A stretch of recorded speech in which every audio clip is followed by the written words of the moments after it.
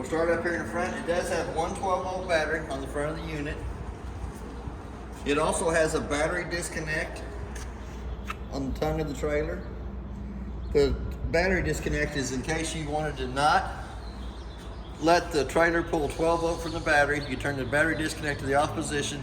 It saves all the 12 volt juice that's in the battery for the next time you come to the trailer. It also has two 20-pound propane cylinders that are full except for what they use to service the trailer. It doesn't have an auto regulator. It has an even flow regulator, so open one bottle at a time till that bottle runs out, then you can open up the other one, take that one off, take it to town, have it refilled. There is a manual way to crank the front jack up or down. For any reason it won't work on its own, there is a manual way to crank it up and down. We have a hookup light for hooking up at nighttime. We have our up and down button for running the jacks up or down to put it on or off the vehicle. It does have a bottle cover, two cords underneath it for a bungee cord to go underneath that to hold it underneath the metal rack. But it also has the quick disconnect at the top, so you don't have to take the cover off every time you want to get in and open the cylinder or close the cylinder off. The rest of the stuff on the front, the rest of your hitch, we'll show you that when we get here to hook it up. It has the 4 BLs on all 4 corners. They are not for leveling, they're for stabilizing the trailer so that when you walk through it doesn't rock back and forth. Will not level the trailer side to side. Here's the little handle that comes on to the BLs that cranks it up and down.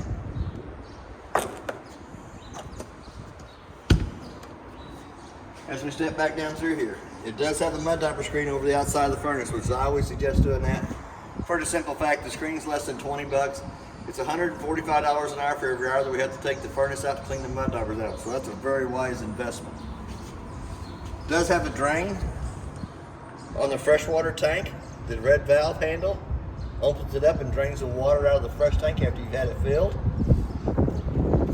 We have a outside stove vent that has 2 little tabs on it that flap. Not that you burn anything, but to pull smoke from the inside of the trailer out. The flaps on the outside have to be opened up and the fan has to be on the inside. We also have a city water connect that you can hook to with a water hose and regulator and never have to fill the fresh tank on it. The next connection back is where your fresh tank fills. Stick a water hose in it, turn water pressure onto it. I usually go to the inside of the unit, push the fresh button on the monitor panel and watch it fill up 1/3, 2/3 full. Once it hits full, I come out and turn the water pressure off going to the tank. Lugging that's on the trailer has been torqued at 100 foot-pounds. It's what's recommended on the side. Tires are air pressure of, I think it's 65 pounds on the side of the tires cold. We're gonna come back. It does have an extra BL jack right behind the rear axle. Power cord is a 30-amp power cord. Comes out of that connection there, hooks to the wall over here to the side of the building. Our next one back is we have a park cable hookup and a satellite hookup. So if you're at a park and it has cable, you can hook it to the cable and you'll have the same cable on it as you have on your TV on the inside. The second one is if you buy the satellite dish that sits out beside the trailer, hooks to that. You'll have the same channels that the dish will pick up wherever you're at. On the dish, it always depends on the trees or buildings around you. 2 low water drain points. The red side is the hot side of the water system. The blue is the cold side of the water system. The termination valves for dumping the holding tanks. The 3-inch valve in the back is the toilet water. The 2-inch gray valve in the front is your kitchen sink, bathroom sink, and your shower water.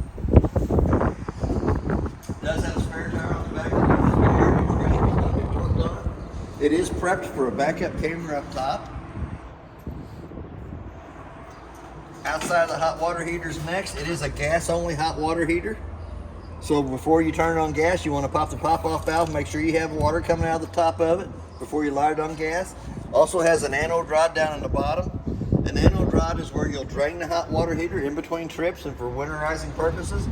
But an anode rod actually draws all the impurities out of the water to that rod, eats that rod up instead of eating up the inside of the tank. Anytime the steel rod in the center is shown, it's time to replace it. We're going to come around here. We got our third BL jack right behind the axles on this side over here. We have 2 outside speakers. I'll have to show you more about the speakers when we get to the inside. It also has awning lights underneath the awning. We also have a 110 outlet on the outside of the unit for plugging in a TV or stereo so you can listen to the ball game underneath the canopy. We're going to skip right past the front door for a minute. They do have magnets to hold the rest of it up. We do have another place for a solar panel that hooks up here to the front that will recharge the battery on the front of the unit only. That's all it actually does, is recharge the battery on the front. All the rest of the stuff in the compartment up here in the front is the rest of your hitch package that we're going to hook up to you here later and show you how to hook it on and take it off. Now we're going to go back to the front door. We're going to open the door fully extended open. Yellow handle in the middle of the steps loosens the steps from the door frame, allows the steps to come out. There is a pin on each side of the legs, 15 to 18 holes on the legs for a different adjustment of the steps. The main thing is, once the steps come out and lay down, they have to lay flat in the threshold so that the front door fits back over the top of it properly. Once the steps are out and the door shut, don't change the pitch of the trailer up or down in the front or back. It will cause the steps to come up and hit at the bottom of the door. We're going to step inside the unit. It does have a working fire extinguisher on the right hand side as we step in. We're going to come up to our monitor panel up here at the top. We're going to check the battery life, shows you fully charged.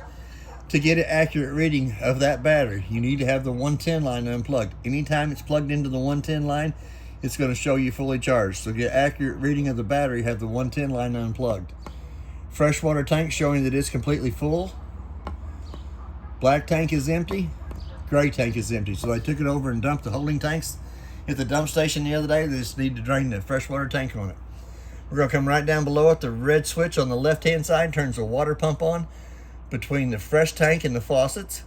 The second red button is the gas side of the hot water heater.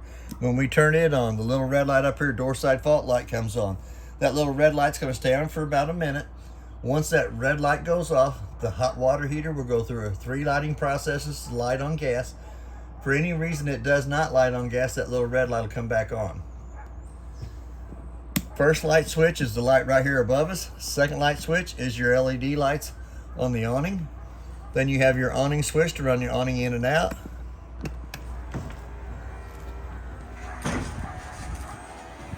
Might have to close that door just a little bit. We're going to run the awning all the way out.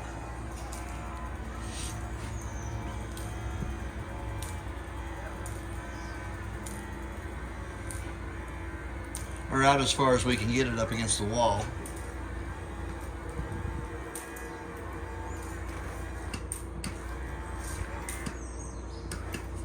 Now we're going to go out and check the bottom arm on each side of the awning.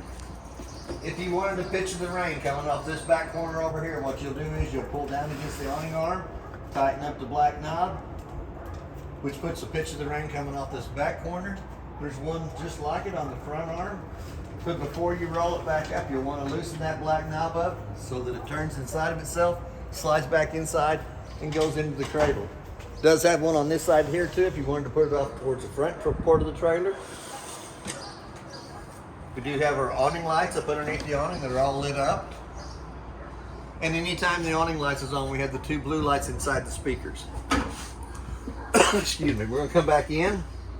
All the rest of the lights in the unit have to be turned on by hand. They all have a little push button in the bottom of them that turn them on. We have a stereo. We do have zones 1 and 2. Zone 1 is inside the unit. Zone 2 is your outside speakers. It also has a USB port, an HDMI hookup, and a headphone hookup. There is a little storage underneath each one of the benches. The tabletop comes off the 2 pedestals down below, goes down between the 2 front benches. The 2 back cushions comes over to make a smaller bed there. It's not marked as a fire escape window, but that window right there is big enough that if you had to get out of the trailer, you slide it all the way back, it and the screen, and you can access out that side there. We're going to come over to the thermostat. There is a place for a TV up here at the top. There is a power booster and a 110 outlet to plug the TV into. Backer board shows you where the board is so you can hook your TV mount up to the wall. We're going to come down to the thermostat. We're going to turn it on. First thing it's going to tell you is your fan speed's low, fan speed high. We're going to go to cool, cool low, cool auto, and cool high. You will dial your temperature down for what you want the AC set to. If you hit that mode button one more time, it's going to say heat in the lower left hand corner. Hit that mode button one more time, and it's going to say off in the lower right hand corner. For your heat, you're going to dial your temperature up. For your air conditioner, you're going to dial your temperature down. It also has the quick cool down on either side of the air conditioner. It lets all the cold air come down into this area at one time. Once the inside of the unit gets cold enough, you can flip them back to the side. It goes back to the round vents in the ceiling. Since that furnace tried to run, it's going to run for anywhere from 2 to 5 minutes to try to cool the chamber off, even though it didn't light. We have a USB port on each one of the bunks here in the back. The light above the bunks have to be turned on by hand. They have a little push button in the top of them. It also has a fire escape window in the top bunk area here in the back. Red handle comes out, goes all the way through the window frame, accesses you out to the outside. Bottom bunk has to come to the top bunk to get out back here. We're going to come into the bathroom. We do have a knurled knob in the ceiling. It cranks the bathroom vent up. A little black button turns it on for pulling moisture out of the bathroom. We have hot water on the left side, cold water on the right side. We do have a single foot flush on the toilet. Right hand side, push halfway down, fills with water. Push all the way down, fills and dumps. Does have a plug in the tub for taking a bath for infants. Does have a dome in the shower area, so if you're a taller guy, there is a place for your head to go up into it. We're going to come back to the bathroom sink. Still here again, we have hot water on the left side, cold water on the right side. We also have the GFCI outlet in the bathroom by the bathroom sink. So if you plug an appliance into any of the 110 plugins and it won't work, you might have to come back here and reset the breaker button on it. Simple as pushing the button on the front of it. Does have pretty good storage underneath the excuse me, underneath the bathroom sink. We can access the back of the water pump underneath the back bed. It has a 2-valve setup on it. The blue valve at the bottom is turned in line with the cold line going into the hot water heater. The white valve at the top on the red line is turned in line with the hot water coming out of the hot water heater. When you get ready to winterize, they turn sideways where it goes up and down between the blue. It keeps you from having to fill the hot water heater with antifreeze. Well, while I'm down here, might as well do the breaker box. We're going to hit it in the center. Opens up. Your breakers from the top to the bottom. Your main is your top one, your AC, refrigerator, GFI, which is your 110 outlets, your converter, your microwave. It says fireplace, but I don't think it has a fireplace in this unit. It does not. So it will be another 110 outlet in the unit that's not by a water source and doesn't have to be protected by the GFCI outlet. All the fuses on the right hand side from the top to the bottom are marked exactly what they are, and they give you 2 spots down here at the bottom that's empty. Red light on the right hand side of all the car fuses. If for any reason one of the fuses would blow, it'll have a red light to the right hand side of it that you can also see through the tinted window on the front of the breaker box. We're going to come up into the freezer and refrigerator section. It has a thermostat in the top for the freezer. And it also has a numbered digital control in the bottom for the refrigerator. And I think it's sitting on 8 right now. Does feel pretty cold in the top and the bottom. We're going to come back to the microwave. On the microwave, it has a clock button. Or hit the clock button, let's say it's 10 o'clock. Hit that clock button again till the 2 center eyes is flashing. The only reason I set the time on the microwave is if I've had the unit plugged up and I leave the unit for any reason, if I come back to the unit and it doesn't have the proper time, that tells me that it has lost 110 power coming to the unit sometime while I've been gone. First thing I would do is check my refrigerator, make sure my refrigerator is still good and cold. Usually here at the shop, it's because one of the other guys has come by and unplugged the plug, plugged their trailer in, figured out what they done, unplugged their trailer, plugged mine back in. But that tells me if it doesn't have the right time, that the trailer has lost 110 power coming to it. Also, right down below it, we have a range hood. Does have a light for the stovetop and a fan. For that fan to work properly, that tab on the outside has to be lifted up, allows that flapper to flap, which would pull smoke from the inside of the unit to the outside of the unit. Come back to the glass stovetop. We're going to fold it up 2 times up out of the way. Turn the little button on the right hand side of the stove on. We're going to turn the valve to where the little flame is. We're going to use the striker. I think the propane bottles might be off on the front. I believe they were. But the striker on the left-hand side lights all 3 burners up on top of the stove. It will also light the oven down below.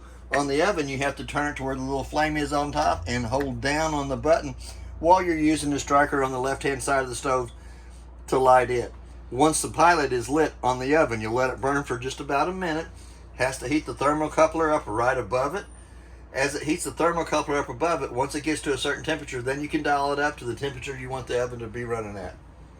But it has to heat that thermocoupler up first. Before you lay the glass stove top down, make sure the griddle on top is cold to the touch of the hand before you lay the tempered glass stove top back on top of itself. Here again, we do have a light above the sink. A little push button turns it on. We have a 110 outlet to the right hand side of that. That is also protected by the GFCI outlet in the bathroom. You got a brand new faucet. You do have plugs on either side of the string. We do have the blinds in behind it. We got 2 speakers inside the unit that is marked as number 1 zone on the stereo. All the other lights in the trailer have to be turned on by hand. You got the little push button in the center of that. We do have a fire escape window over here to the side for accessing out that if you can't get to the front door. We also have a 110 outlet and a USB port on either side of the bed in the front. We have closet space on either side of the couch and bed area in the front. Couch will fold down into a smaller bed, or you have the Murphy bed above it that we can loosen the 2 tabs on either side. It allows the bed to lay down. Once the bed lays down, it also has a latch on the left hand side that you have to pull against to lift it back up. Little latch right there holds it in place to the shelf side. We're going to fold it back up. We're going to lock it back into place on either side. Then you got the smaller bed that you're using the couch for. We can lift it up. It does have access into the front compartment underneath the couch. Grab a hold of the back, pull it back up. You got your 2 little cushions on either side. And it does have cabinet space on either side. Extra little goodies, blankets, whatever. Also has an LP detector, carbon monoxide detector on this side of the kitchen sink. Little fold-about extendable table. Lifts up, locks into place, gives you more counter space. But that is basically everything on your unit. If you have any questions, I'll try to answer them the best that I can. And thank you for your time.